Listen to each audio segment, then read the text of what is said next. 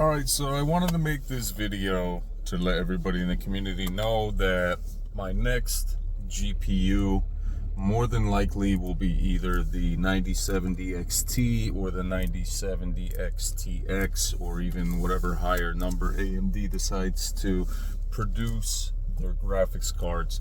That's what I'm going with, simply for the fact that I am huge fan of PlayStation cinematography, and I'm a huge fan of what PlayStation offers. And obviously PlayStation doesn't partner with Nvidia, and when I noticed I was using Nvidia, I still have a 3080 10 gig graphics card, and what I noticed is when I was gaming on the 3080, there was some lag, there's some glitches here and there, and I didn't like that feeling because I did not feel that I was playing on a smooth gaming experience. For all the money that I spent on that PC, it wasn't that smooth of an experience.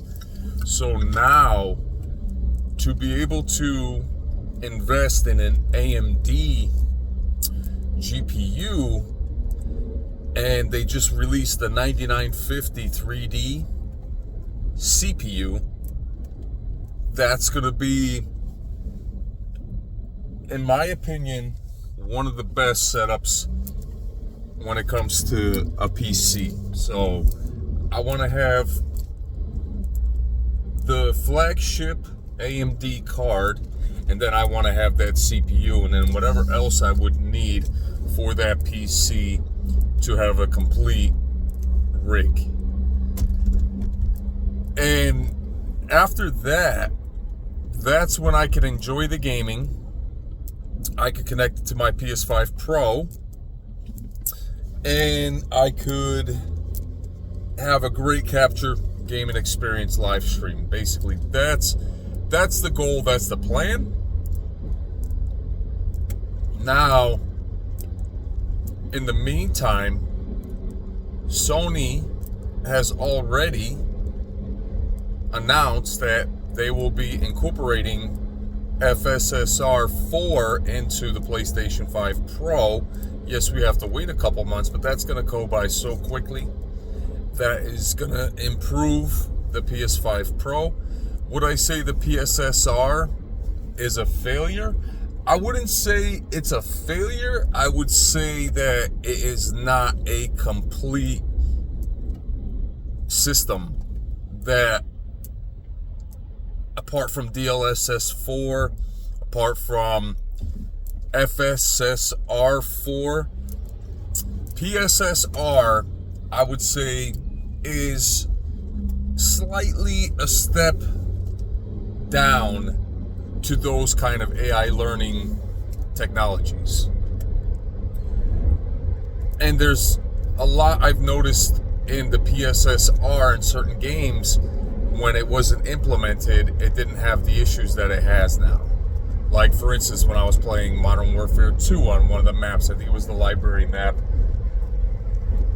and on the outside of the concrete, if you walk up to it and try to climb up it, you could actually see through it. And I think that's one of the issues of PSSR. It's either that, or it's the developers themselves not fully making the game. Because you gotta remember, they're motivated by how much money they make. So if they're making a ton of money, do you really think they care about making the game as perfect as it can be? They're already making, it's almost like people are just throwing their last savings, their last money at Activision. And I'm so happy I stopped that, because that costed me a ton of money. And I feel great. I feel great that I could be one of the people that doesn't put money in their pockets, because they have a ton of money. They manipulate with their advertisements, and they take away from people. Well, this video is more about the PC.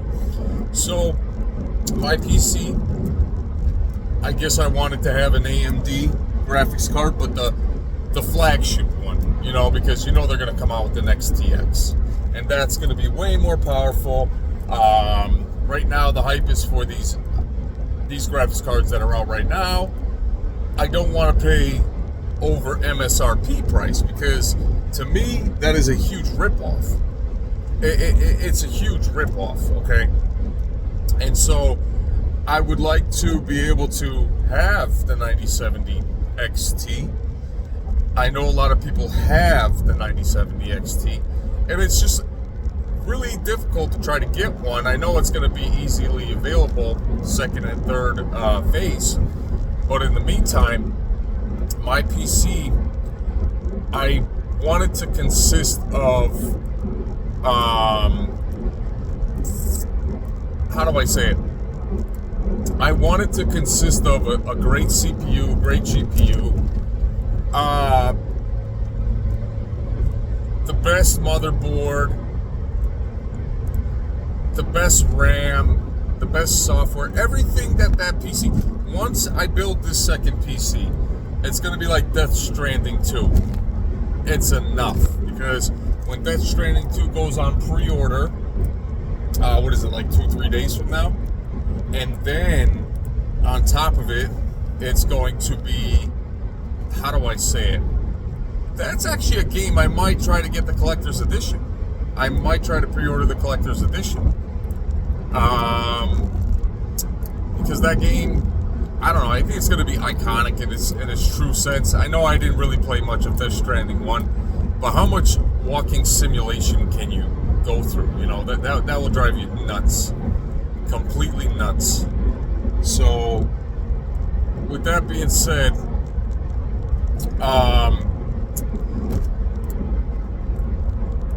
that is going to be a great game to experience on the PS5 Pro, and it might come out on PC eventually, because the first one came out on PC. So there you go. Those are the two main consoles at this point. Consoles. PC is a PC, console's a console. Alright. So that is my plan for 2025, is to have that PC, AMD, GPU, and CPU, and then all the other stuff that's needed to make it run the best.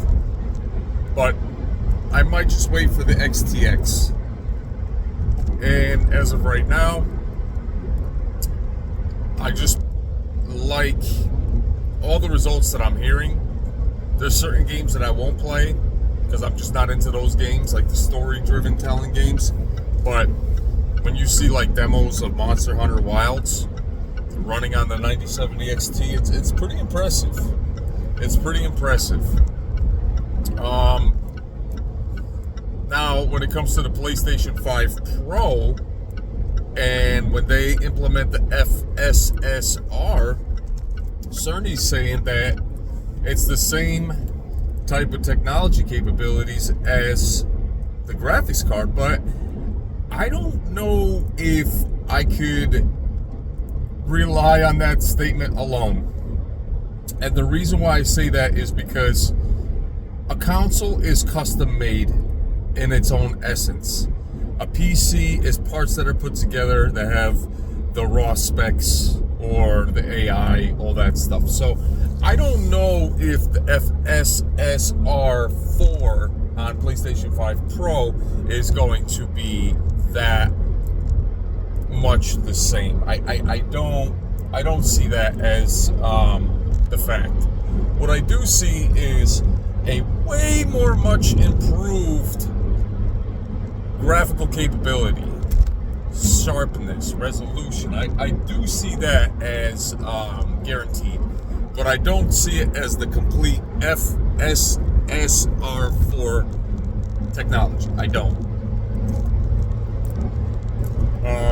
So that remains to be seen, and we will find out.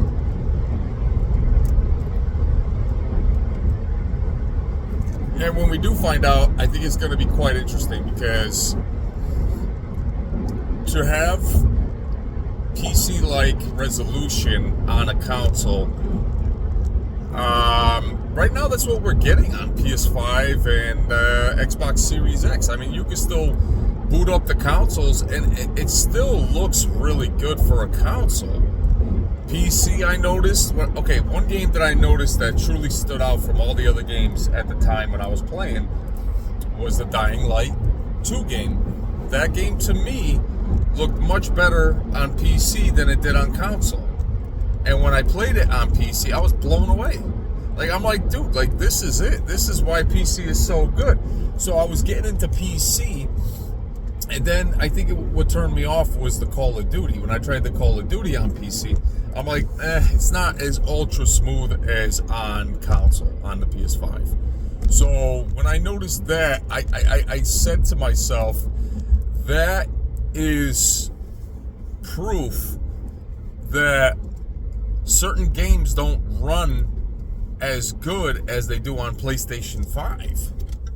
And so that was a huge upset for me, because I spent a ton of money on a PC, and for it to not always run the same and underperform, not a fan of that at all. Like, I just felt like that wasn't worth it, in my opinion. And that's why my 3080 has been just sitting around with my PC for a long time now, because I still have that whole PC, and it's just like, I don't know, man, just not my cup of tea for a build. So what I'm going to do with that PC is I'm going to take whatever parts are going to be useful for the next PC, and if not, I'll just sell the PC. But I won't go with CyberPower PC again, that's for sure, because I believe that they give you a good deal with all the parts that you need, the tower, all that stuff.